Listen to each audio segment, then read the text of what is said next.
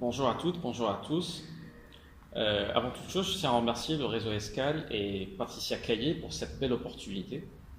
Je tiens à remercier également les équipes du docteur Bendelis qui m'a offert cet espace pour faire mon cours numérique. Et à la base, le cours que je devais présenter, que je présente aujourd'hui, s'intitule Analyse de la réception en Algérie, quelle théorie pour quel terrain.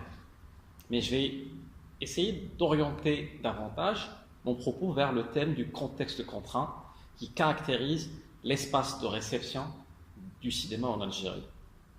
Et pour cela, je vais aborder quatre axes que j'estime essentiels pour répondre à la question de départ. D'abord, un survol du cinéma en Algérie, de l'histoire du cinéma en Algérie.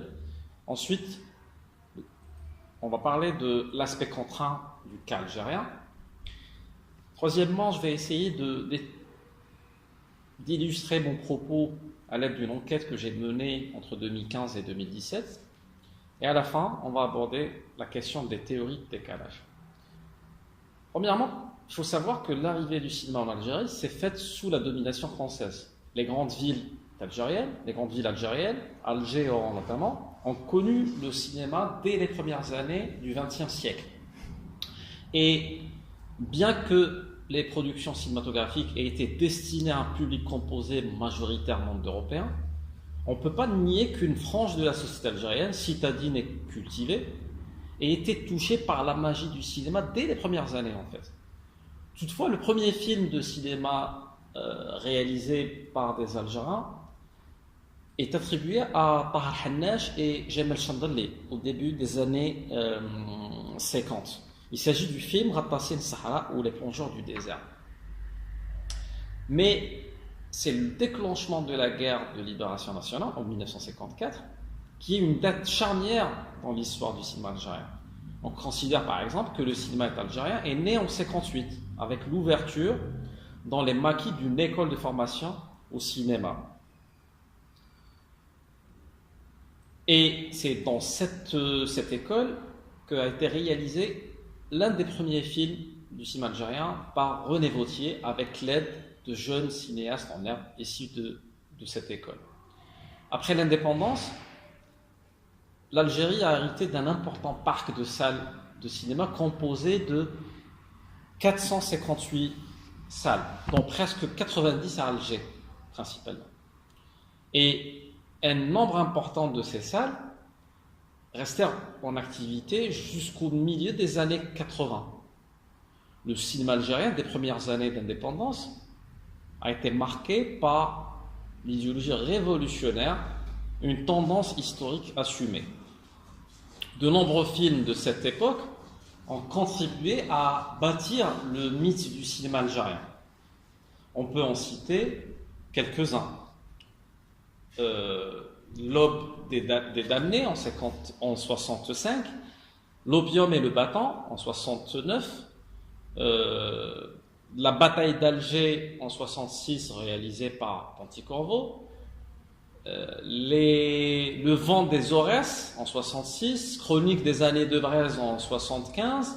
D'ailleurs ça a été la Palme d'Or à Cannes par Lasda Hamina. Par contre, selon Rachid Boujdra, dans son livre Naissance du cinéma algérien, seuls 2 films de cette époque ont été rentabilisés. Il s'agit des Vacances de l'inspecteur Tahar en 72, un film de Moussa Haddad, et Hassan Tero en 68, réalisé par Larda Hamina. Les deux, ce sont des films comiques. Le film Omar Gatletou en 76 de Merzaq Alouache est considéré comme un tournant dans l'histoire du cinéma algérien.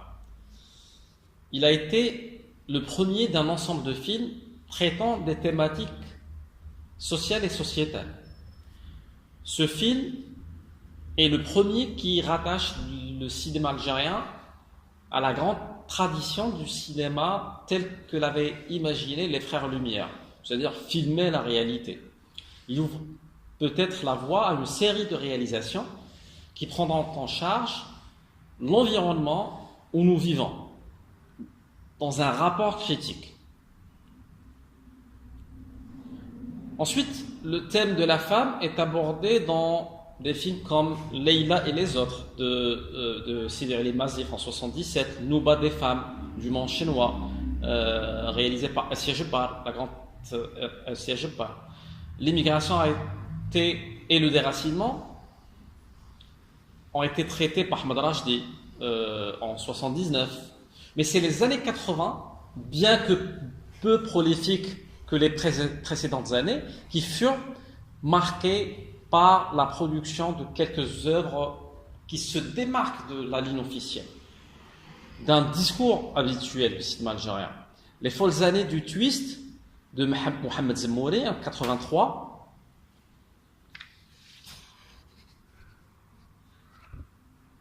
une satire historique, fut un des premiers films avec un discours critique vis-à-vis de la guerre de libération et de l'histoire officielle. Et c'est à la fin des années 80, début des années 90, le cinéma algérien a été touché, comme les autres secteurs culturels en Algérie, par la montée du terrorisme religieux et les prémices d'une décennie noire. Dès leurs élections au premier tour des élections municipales en 90, les assemblées communales composées par les élus du Front islamique du Salut, le FIS, ont décidé de fermer les salles de cinéma dans leur commune, estimant que tout art est péché.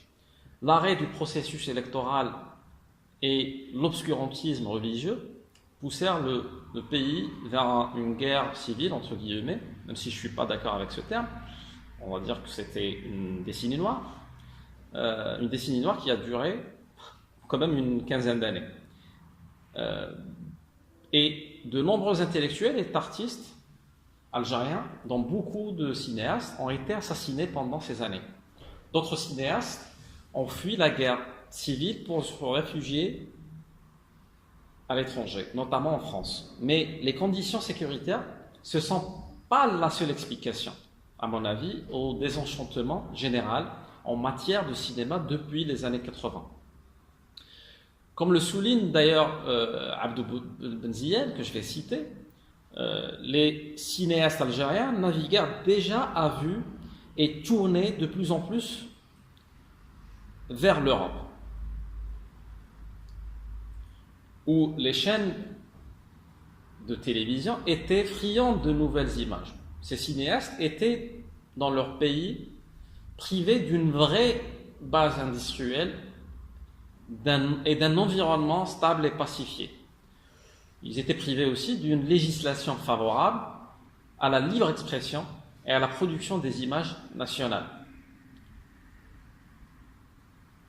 Mais depuis les débuts des années 2000, le visage du cinéma algérien a changé sans pour autant retrouver les bases d'une réalité, d'une réelle industrie cinématographique. Et de nombreux jeunes cinéastes sont venus concurrencer leurs aînés, qui pour la plupart ont choisi d'immigrer en France. Ces jeunes cinéastes ont profité de la nouvelle politique culturelle volontariste, encouragée par la hausse des recettes de pétrole en Algérie au milieu des années 2000. Et c'est grâce aux aides du ministère de la Culture et ces différents organismes de financement, une nouvelle génération de cinéastes algériens a pu réaliser ses premières œuvres. Mais en l'absence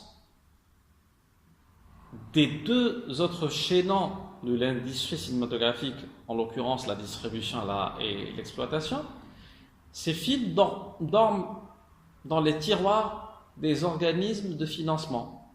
Sinon, au mieux, ils sont projetés à l'occasion de manifestations ponctuelles ou de festivals annuels. La plupart de ces films sont produits ou coproduits par des sociétés de production privées et s'intéressent au thème de l'identité, au thème des séquelles du traumatisme de la guerre civile, entre guillemets, des années 90. Et après une longue décennie du monopole public sur l'audiovisuel, l'Algérie a adopté, début 2014, le texte de projet de loi relatif à l'activité audiovisuelle.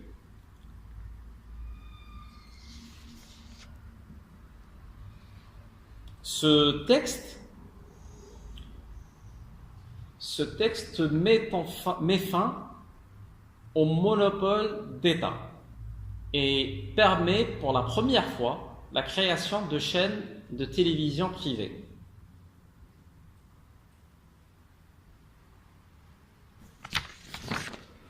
Mais en attendant la mise en vigueur de cette loi, il existe déjà une dizaine de chaînes privées, offshore. Il vient s'ajouter aux 5 chaînes publiques.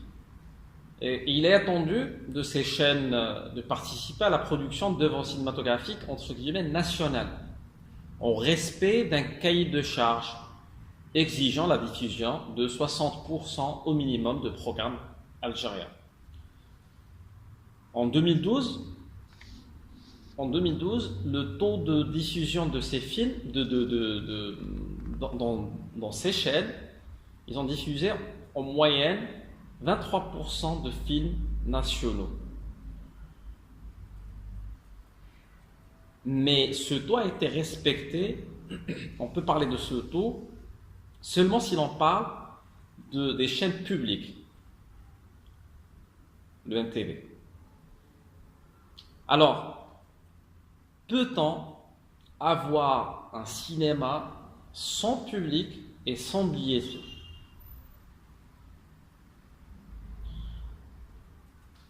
Le cinéma algérien, qui a connu ses heures de gloire pendant les années 70, avec notamment la Palme d'Or en 75 pour Chronique des années de Brest de Mohamed Lakhtar Hamina, traverse depuis un quart de siècle une crise profonde.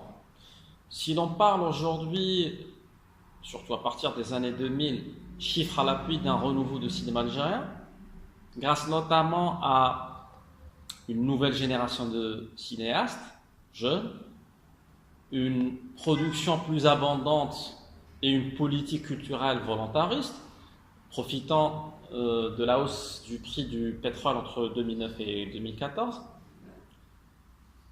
Dans les faits, on constate encore une défaillance des infrastructures d'accueil et de production. Alors, peut-on parler d'un renouveau du cinéma alors que le nombre de films produits par année, une vingtaine à peu près, parfois moins, dépasse celui des salles de cinéma en norme, une quinzaine dans tout le pays. Et c'est là le paradoxe. Par ailleurs, hormis quelques événements organisés de manière ponctuelle, le spectateur algérien continue de boycotter ces salles. Pourtant, il demeure un consommateur, entre guillemets, régulier des films de cinéma, qu'il regarde via des médias moins classiques. Téléchargement, DVD, télévision. Peut-on alors parler de cinéma et d'industrie cinématographique dans un pays où l'on produit des films sans que l'on les distribue après ou qu'on les regarde? Si le cinéma algérien est en crise, entre guillemets, depuis maintenant une trentaine d'années, voire plus, selon les dires des observateurs et des officiels, c'est probablement parce qu'il a toujours été en crise depuis l'indépendance de l'Algérie en 1962.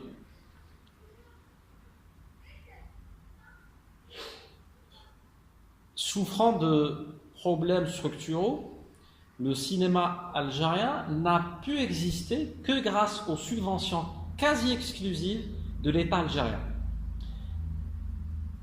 Et depuis les années 90, la crise s'est accentuée davantage et elle s'est révélée aux yeux des observateurs à cause du climat politique et sécuritaire du pays. Un climat que nous avons évoqué plus haut.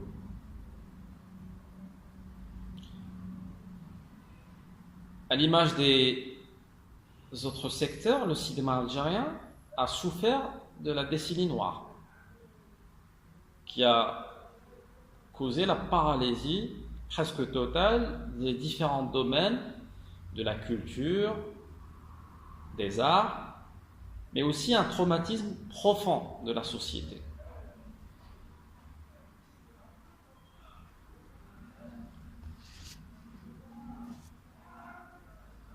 La baisse du prix de pétrole sur les marchés internationaux, le pétrole qui représente 90% du PIB de l'Algérie, cette baisse à la fin des années 80 a prolongé le pays dans une crise économique qui s'ajouta à la crise politique et sécuritaire.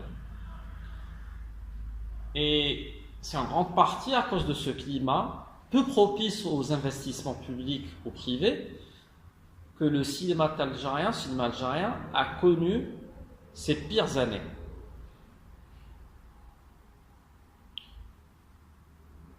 Comme beaucoup d'intellectuels et d'artistes, menacés de mort par le terrorisme islamiste, des dizaines de cinéastes et de techniciens de cinéma surtout ont dû fuir le pays et s'exiler à l'étranger. Le nombre de techniciens qualifiés a considérablement baissé. Déjà, au cours des meilleures années d'abondance, en l'occurrence les années 70 et 80, la production nationale n'a jamais dépassé la vingtaine de films par an, voire une dizaine de films par an.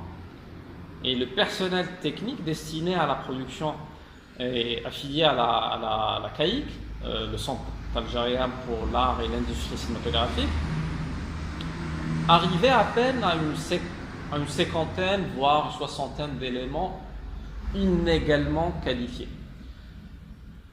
La suspension des activités durant les années 90 de l'unique école de formation dans les métiers du cinéma a tué toute lueur d'espoir d'une résistance du cinéma algérien.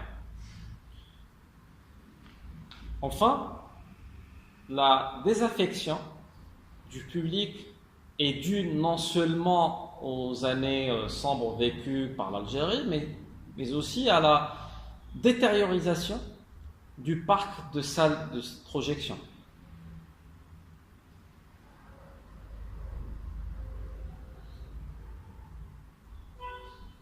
Sans salle de cinéma, il n'y avait plus de place à la production d'une quelconque industrie cinématographique. Déjà en 1964, le premier président algérien, Ahmed Ben Bella, proclame la nationalisation des salles de cinéma héritées de l'époque coloniale. Elles étaient au nombre de 458,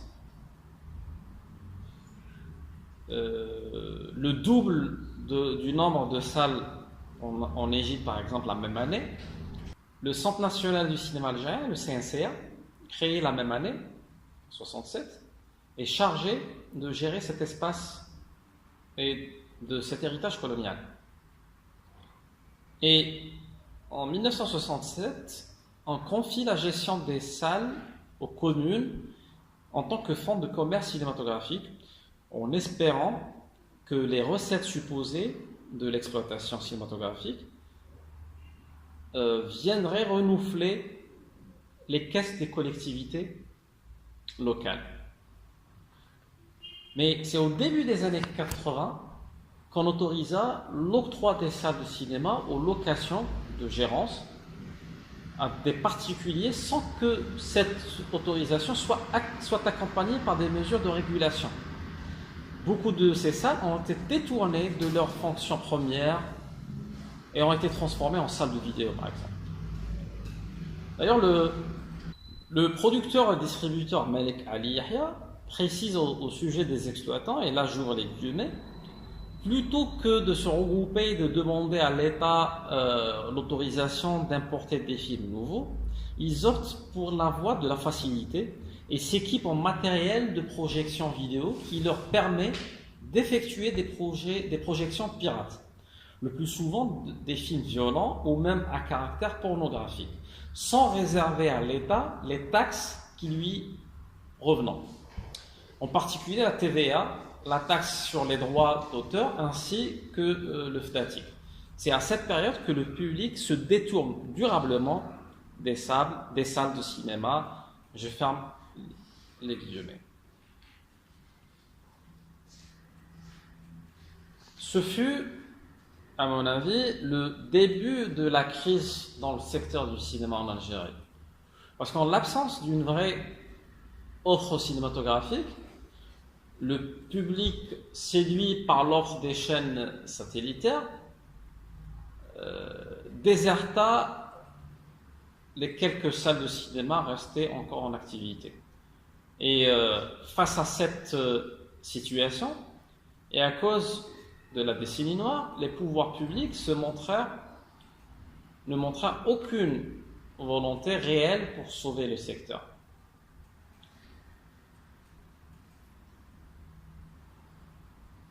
À la fin des années 90 et au début des années 2000, le nombre de salles de cinéma conformes aux normes ne dépassait guère une quinzaine dans tout le pays, dont une majorité appartenait au réseau de la Cinémathèque nationale.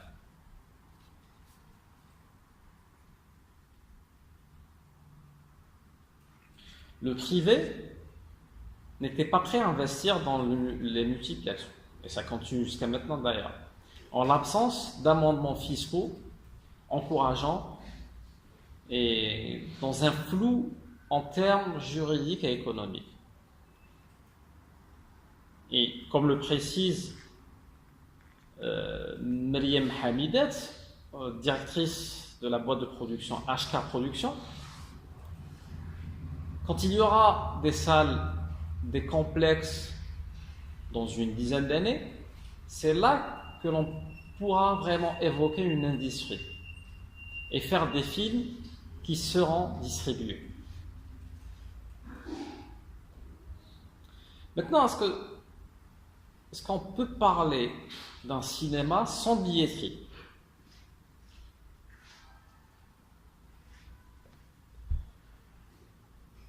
Comment financer un film dans un pays où l'industrie et les entreprises cinématographiques n'existent pas et où même les salles de cinéma ne sont pas en mesure de projeter ces films? À mon avis, c'est l'angoissante question que se pose la majorité des cinéastes contactés.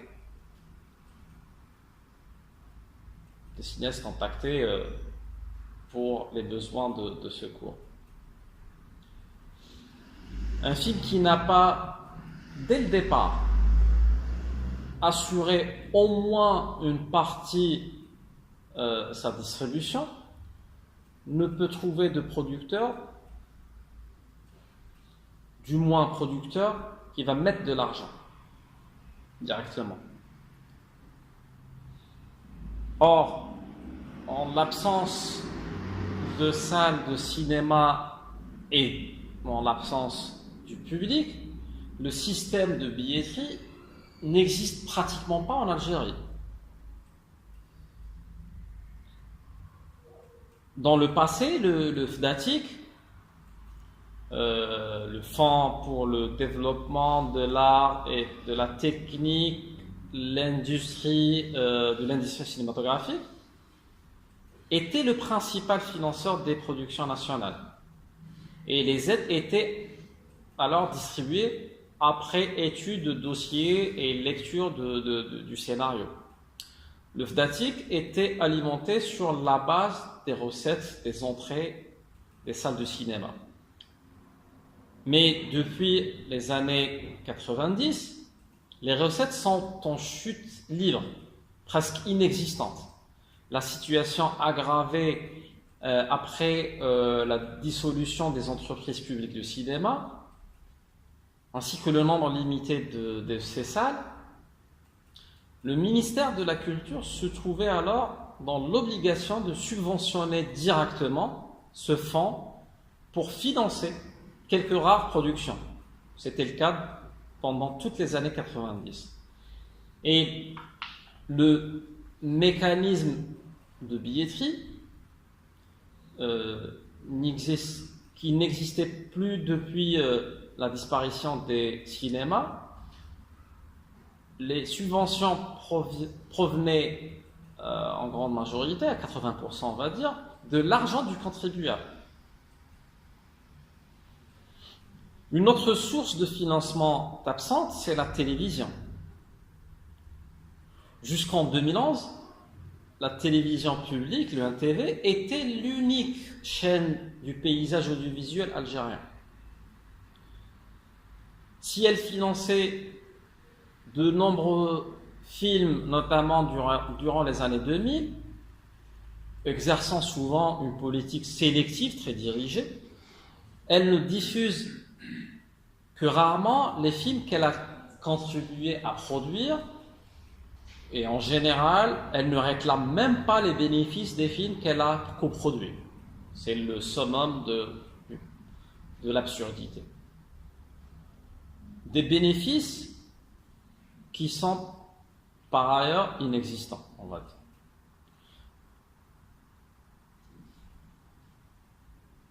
Mais c'est depuis l'ouverture du champ médiatique, audiovisuel, que de nombreuses chaînes satellitaires privées entre guillemets, qui émettent et diffusent leurs programmes en offshore et qui ne sont tenus par aucun cahier de charges qui les oblige à financer des productions cinématographiques nationales. S'ajoute à ça un climat économique frileux où l'absence d'initiatives privées est de mise. Les banques, par exemple en Algérie, n'ont pas acquis la culture de prêter de l'argent pour financer le cinéma. Par ailleurs, les producteurs algériens n'ont pas également les garanties et les moyens pour convaincre une banque de la solvabilité de leur projet, ce qui leur permet ensuite, en principe, de rembourser leurs prêts. Tout cela pose les bases d'une particularité, celle d'un cinéma dans un contexte de contrainte, à la fois sur un plan sociétal et culturel, mais aussi sur le plan de l'espace de réception. Toutes ces raisons peuvent nous pousser à se demander s'il serait pertinent, par exemple, d'analyser la réception des films en Algérie par le prisme théorie et des cadres conceptuels classiques. D'autant plus qu'il n'existe presque pas d'études réalisées sur la réception du cinéma en Algérie.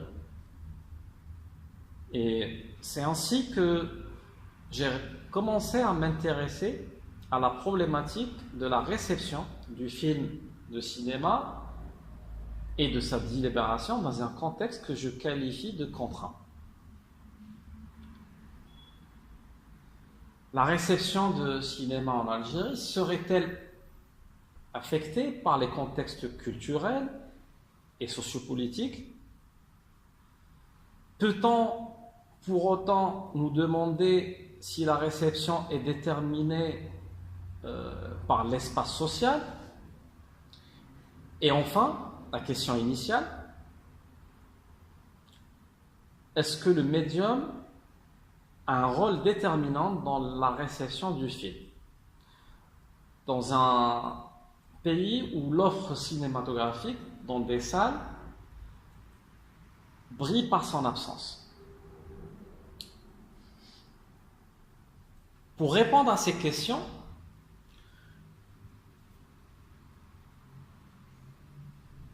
je m'appuie sur deux enquêtes que j'ai menées entre 2015 et 2017 sur la réception de deux films l'un algérien et l'autre étranger, dans des espaces de réception différents. Il s'agit du court-métrage algérien Le Dernier Passager de Mounes Khammar, produit en 2011, et du film du réalisateur palestinio-néerlandais Hani Abou As'ad, Paradise Now, produit en 2006 ou 2007, 2006. Je ne vais pas détailler les différents aspects de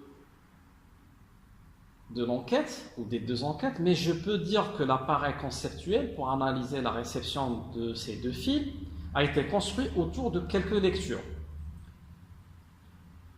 Je me suis inspiré des écrits des Cultural Studies, bien évidemment, sur la réception, et notamment ceux de Stewart Hall et de David Morley. Les catégories de lecture proposées par Hall et testées par Morley m'ont été d'une grande utilité. L'étude de Cates et Liebes sur les interprétations de la série Dallas constitue une autre lecture importante pour ces enquêtes, notamment pour tenter une ouverture sociologique de l'approche sémiotique qui était mon approche initiale à la base. Et bien évidemment, toute étude sérieuse de la réception,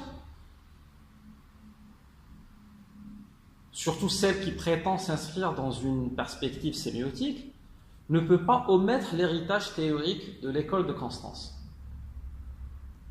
Enfin, l'article de Guillaume Soulez, La délibération des images vers une nouvelle pragmatique du cinéma et de l'audiovisuel, et le modèle délibératif qui est proposé constitue pour ces enquêtes une sorte de cadre général d'analyse. Dans un second temps, dans le cadre de ces enquêtes, j'ai organisé plusieurs projections des deux films cités auparavant. Les projections ont été organisées dans la ville d'Oran entre l'année 2015 et 2017. Et elles ont réuni une centaine de spectateurs des deux sexes âgés entre 21 et 36 ans, et pratiquement tous étudiants universitaires ou jeunes actifs.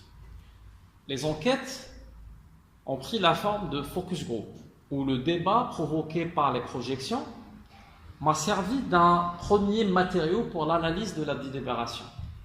Ensuite, des entretiens plus restreints et des comptes rendus critiques des films ont constitué le deuxième matériau de ces enquêtes.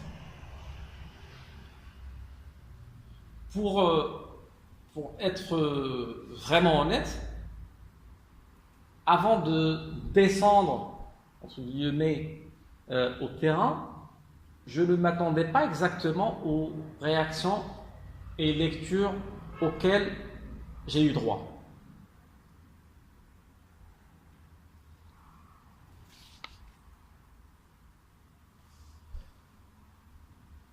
Face à un public supposé instruit, je m'attendais à des préoccupations plus esthétiques, voire techniques, plus en phase avec la nature supposée du public.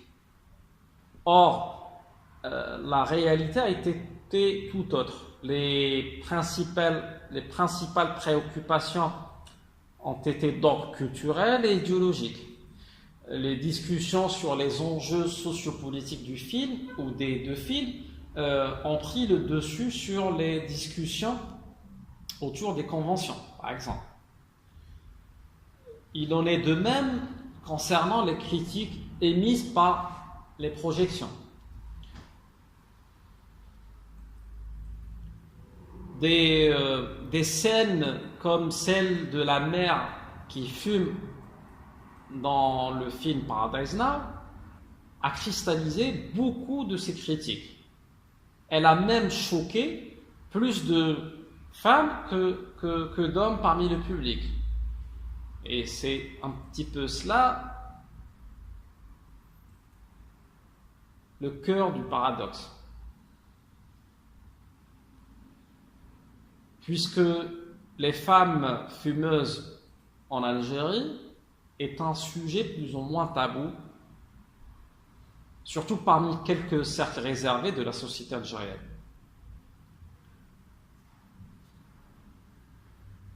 Lorsque j'ai lu dans un compte rendu d'une étudiante la phrase suivante, je vais la lire. On ne peut pas concevoir que la mère d'un héros de la résistance palestinienne puisse fumer. Je ferme les yeux. Face à cette phrase, après cette phrase, j'ai été définitivement convaincu de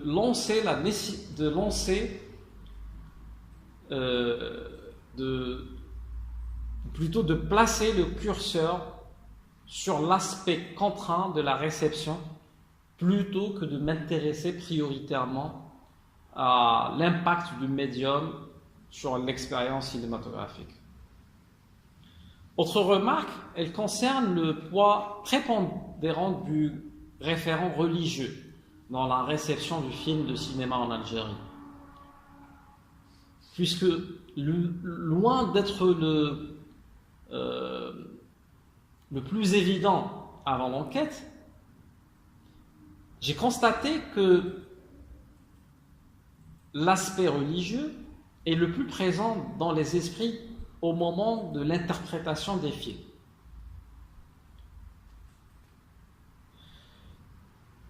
Presque tous les interviewés parlent du film à partir d'une position de lecture où la religion, l'islam en l'occurrence, est très déterminante, très dominante. N'importe quelle discussion sur le film, ou presque, fait référence à un moment ou à un autre à un aspect religieux. Au point où l'on peut considérer la religion comme le point Godwin, quelque part, du débat.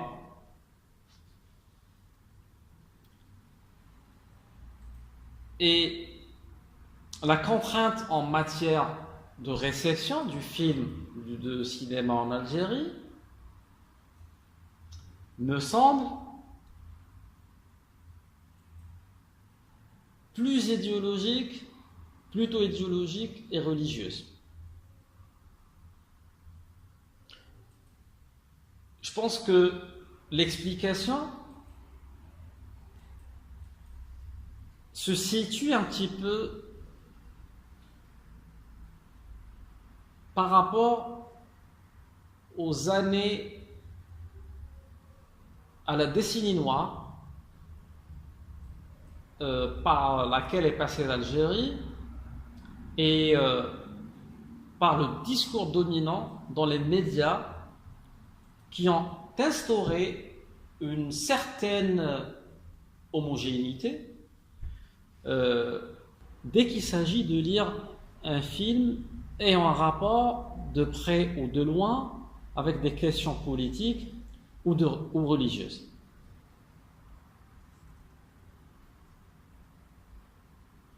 Et les rares voix discordantes sont obligées ou bien de se taire ou bien d'adopter une position subversive, perçue par beaucoup comme une provocation dès qu'il s'agit d'une projection publique.